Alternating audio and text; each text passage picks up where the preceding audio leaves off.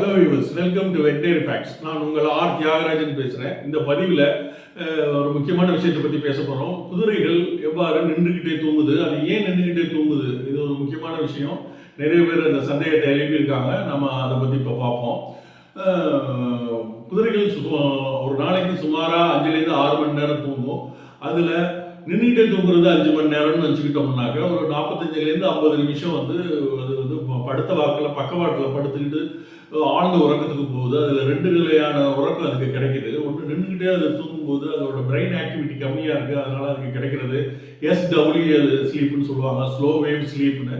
அது மாதிரி சமயத்தில் அது வந்து ரொம்ப மூளை மட்டும் ஆக்டிவாக இருக்காது. மற்றபடி நம்ம எப்படி சாப்பிட்டதுக்கு அப்புறம் ஒரு குட்டி தூக்கம் தூங்குறோமோ அந்த எஃபெக்ட் தான் அதுக்கு கிடைக்கும்.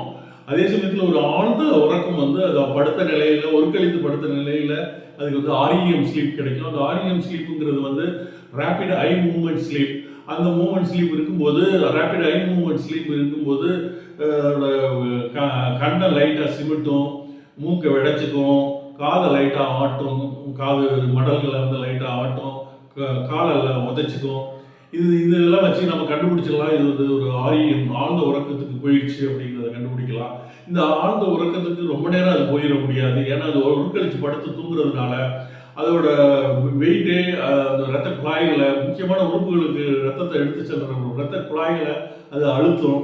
அதோட வெயிட்டே அது அழுத்திடுது மற்ற உடல் பாகங்களே. அதனால அது ரொம்ப நேரம் அது வந்து 45 நிமிஷத்துக்கு மேலே அது ஒர்க்கழிச்சு ஒரு சைடாக படுத்துக்கிறதே கஷ்டம். அது தானாக எந்திரிச்சிடும் வேற வழி இல்லாமல். ஏன்னா ரத்த ஓட்டம் கம்மியானதுனால அதுக்கு ஒரு நம்னஸ் வந்து அது எந்திரிக்க ஆரம்பிச்சிடும்.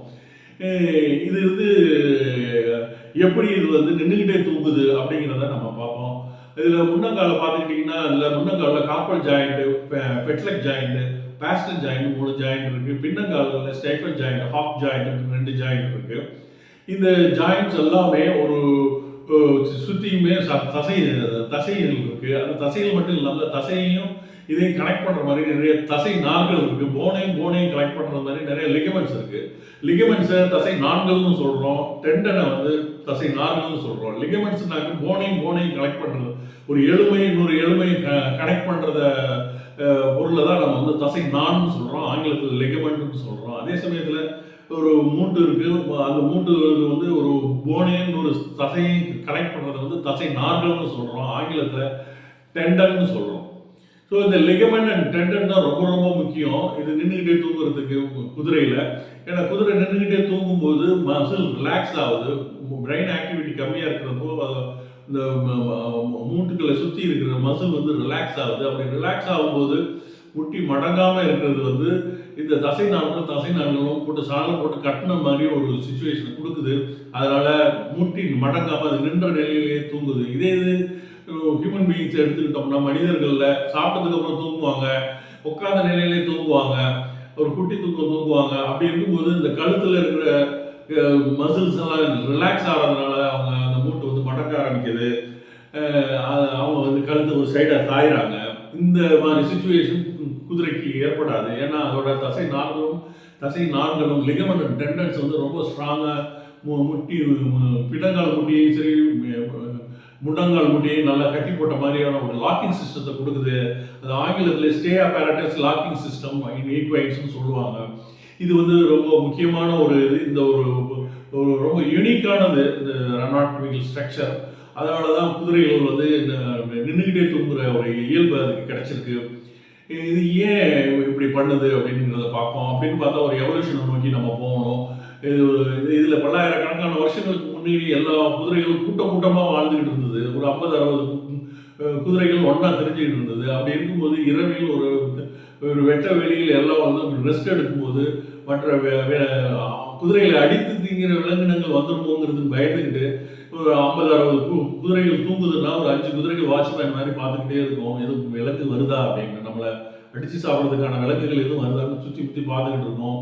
வாட்ச்மேன் வேலையை பார்த்துக்கிட்டு இருக்கோம். மற்ற எல்லாம் நல்லா தூங்கிட்டு இருக்கோம். அந்த சமயத்தில் ஏதாச்சும் ஒரு ஓனாய் கூட்டமோ இல்லை புலியோ இல்லை சிங்கமோ ஏதோ ஒரு விலங்கு வருதுன்னாக்க உடனே டேஞ்சராக இருந்து எல்லாத்துக்கும் சொல்கிற மாதிரி கணைச்சி சத்தம் கொடுக்கும். அப்பா ஒரு ஓனாய் கூட்டம் வருது வடமேற்கு திசையில், வடகிழக்கு திசையில், எல்லாம் தென்மேற்க ஓடிடுவோம்ப்பா அப்படின்னு ஒரு சவுண்டு கொடுக்கும். அப்படி சவுண்டு கொடுக்கும்போது எல்லாமே நின்றுக்கிட்டு இருக்கிற நிலைமையில் அது தூங்கிட்டு இருக்கிறதுனால ஈஸியாக எஸ்கேப் ஆகிடும். 100 மீட்டர்ஸ் ரேஸில் எப்படி ஒரு ஸ்டார்டிங் ரொம்ப முக்கியமோ அது மாதிரி இது மாதிரி தப்பிக்கிற சுச்சுவேஷனில் நின்ற நிலையிலேருந்து கிளம்புறது ரொம்ப ஈஸி. இந்த சமயம் எல்லா குதிரைகளுமே படுத்து தூங்கிட்டு இருந்ததுனாக்க எந்திரிக்கிறதுக்கே அது 5 செகண்ட் 5 வினாடிகள் ஆகும். அதுக்கப்புறம் அது உட்கார பொசிஷனுக்கு வந்து அதுக்கப்புறம் எந்திரிச்சு ஓடுறதுக்கு 30 செகண்ட் வந்துடும். அதுக்குள்ளே கோனாய் கூட்டம் ரொம்ப குயிக்காக கிட்டக்க வந்துடும். இதெல்லாம் ஒரு கருத்தில் வச்சுக்கிட்டு தான் எல்லாம் நின்றுக்கிட்டே தூங்குற பழக்கத்தை உருவாக்கிக்கிட்டு இருந்திருக்கு.